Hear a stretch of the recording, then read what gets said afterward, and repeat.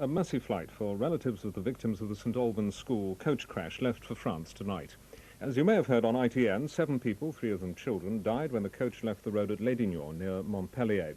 The trip was organised by the Verulam and Beaumont schools in St Albans. 3 teachers on the adventure holiday died, along with the coach driver. 38 people are in hospital, 3 of them critically ill. The emergency switchboard number, in case you missed it earlier, is Welwyn Garden City. That's 0707 331011. That's 0707 331011.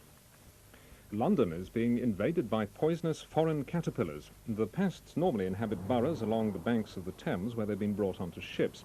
But this year they're much further inland. These have stripped trees at the Central Institute in Euston. The prickly hairs of the brown-tailed moth caterpillar bring the skin up in bumps and blotches. In extreme cases, they can cause temporary blindness.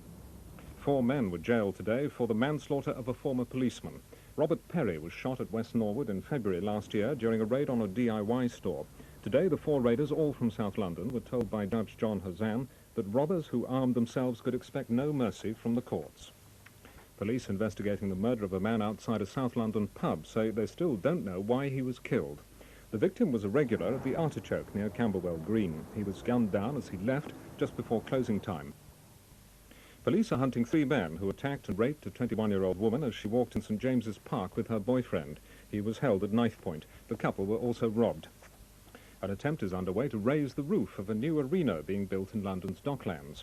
The first part is due to be finished in March, but the London Docklands Development Corporation have decided that the arena should now become a national entertainment centre with seating for 10,000. That means raising the roof by between 6 and 10 metres. Organisers say it will turn the arena into a money-spinning venue for pop concerts. A city church that's helped homeless people in London for 22 years is in need of aid itself. People who run the crypt at St Botolph's in Aldgate say they need to raise £200,000 to keep up with the rising tide of drifters. An 18-year-old from Brockham in Surrey is tonight celebrating victory in a young designers competition. Jonathan Kempster's invention is a spirit level that buzzes when it's on the flat. He says it has all sorts of uses, from helping with tricky DIY jobs to alerting crane drivers when their platform is on a dangerous tilt.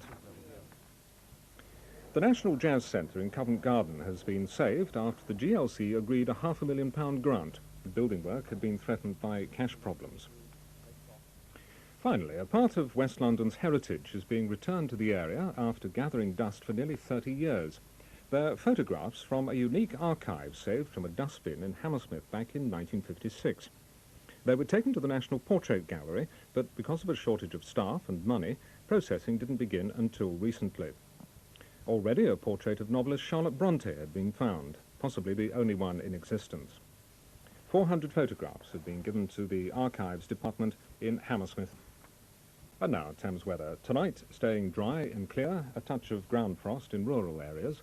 Tomorrow, dry and sunny again, with a high of 18 degrees Celsius, 64 Fahrenheit, but the fresh easterly wind will make it feel cooler than today. That's it. We're back tomorrow. Join us again.